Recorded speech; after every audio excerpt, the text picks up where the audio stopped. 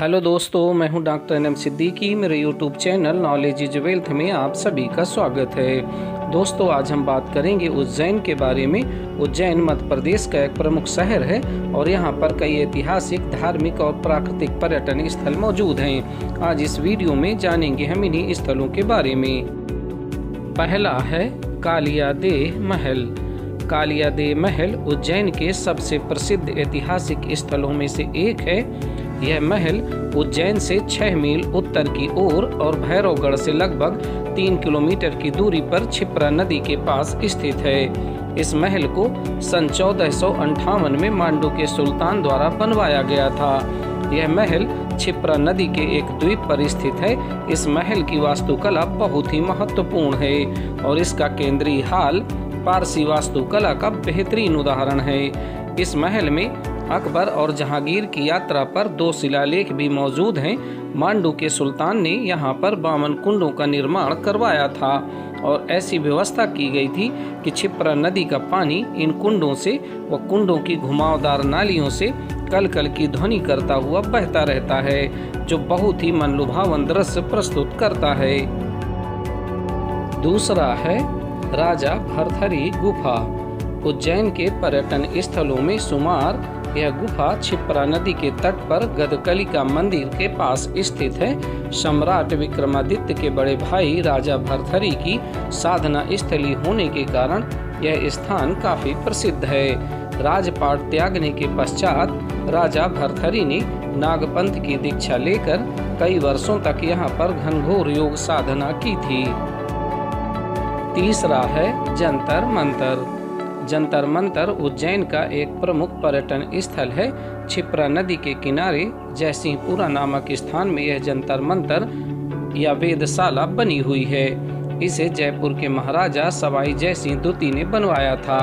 यहाँ पर आप एक बहुत बड़ा ग्लोब भी देख सकते हैं, जिसमें दुनिया भर के सारे देशों की जानकारी आपको मिल जाएगी। इसके अलावा यहाँ पर आप सनडायल यंत्र भी देख सकते हैं, जिसके द्वारा धूप के माध्यम से समय ज्ञात किया जाता है। आप यहाँ पर सौर मंडल का बेहतरीन मॉडल भी देख पाएंगे। इसके अलावा यहाँ पर सम्राट यंत्र, शंकु यंत्र, नाड़ी वलय यंत्र और दिगस यंत्र भी आप देख सकते हैं। यहाँ की एंट्री फीस सिर्फ 10 रुपये प्रति व्यक्ति है। अगर आप भूगोल और खगोल विज्ञान की चीज़ों को देखना पसंद करते हैं तो यह जगह आपके लिए बेहद ही खास है। चौथा है विक्रमादित्य सिंहासन बत्तीसी। उज्जैन के सम्राट विक्रमादित्य की प्रतिमा उज्जैन नगर में महाकाल मंदिर के पीछे विक्रम टीला पर स्थित है। इस प्राचीन टीले पर 10 फीट ऊंचा प्लेटफॉर्म बना हुआ है, जिस पर सम्राट विक्रमादित्य की लगभग 25 फीट ऊंची प्रतिमा सिंहासन बत्तीसी पर स्थापित की गई है।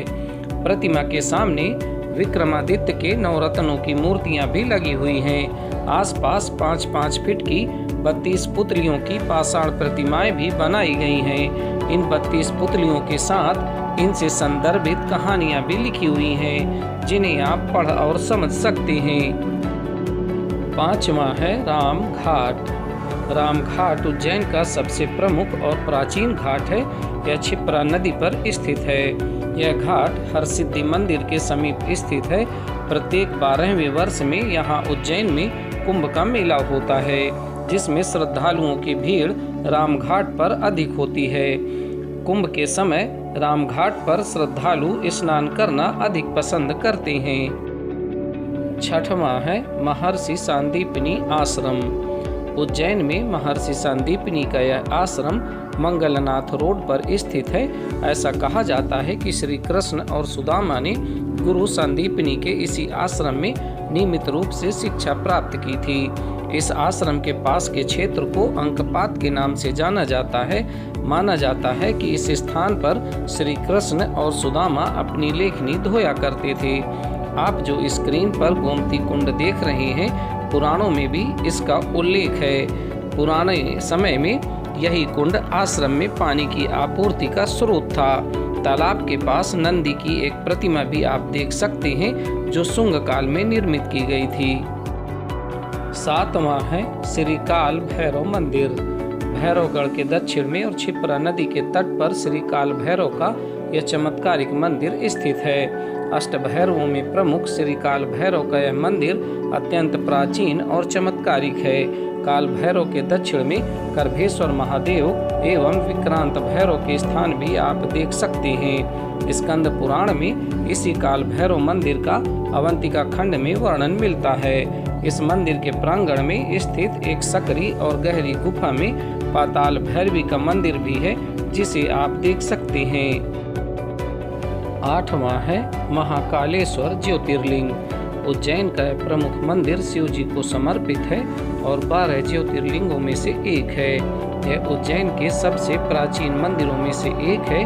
मंदिर के तल मंजिल पर महाकाल का शिवलिंग स्थित है, जिसकी जलाधारी का मुख पूर्व की ओर है। साथ ही पहली मंजिल पर ओंकारेश्वर और दूसरी मंजिल पर नागचंद्रेश्वर की प्रतिमाएं स्थित हैं। पूरे भारतवर्ष में यह एकमात्र ज्योतिर्लिंग है जहां ताजी चिता भस्म से प्रातः 4 बजे भस्म आरती होती है। 9वां है Naulakhi eco tourism park. Naulakhi eco tourism park Ujjain शहर का एक प्रमुख पर्यटन आकर्षण है। शहर के भीड़ भाड़ और शोर शराबे के बाद आप यहां पर सुकून के 2 पल गुजारने और प्रकृति के सुंदर नज़ारे देखने के लिए आ सकते हैं। आप यहां पर कई तरह के पक्षियों के साथ विभिन्न प्रजातियों की तितलियों को भी देख सकते हैं। इस इको टूरिज्म पार्क में इंटरप्रिटेशन सेंटर में वन एवं वन्य प्राणियों से संबंधित जानकारी भी संग्रहित है। इसके अलावा यहाँ नौकायान, पक्षी दर्शन, कैंपिंग, ट्रेकिंग और साइकिलिंग की सुविधा भी उपलब्ध है। 10वां है जैन संग्रहालय उज्जैन। जयसिंहपुरा उज्जैन के इस जैन संग्रहालय में आप जैन कला और संस्कृति की अनमोल धरोहरों को देख सकते हैं। इस संग्रहालय में लगभग 525 मूर्तियां हैं, जिन्हें अलग अलग दीर्घाओं में प्रदर्शित किया गया है। भूतल पर 24 तीर्थकर दीर्घा में आदिनाथ से लेकर महावीर तक 24 तीर्थकरों की प्रतिमाएं हैं। प्रथम तल पर मूर्ति कला दीर्घा में यक्ष यक्षिणी की मूर्तियां भी आप देख सकते हैं। इसके अलावा शोकेस में भी कई विविध मूर्ति एवं शिल्प हैं और तृतीय दीर्घा में भी बहुत सी अनमोल धरोहरों को आप देख सकते हैं।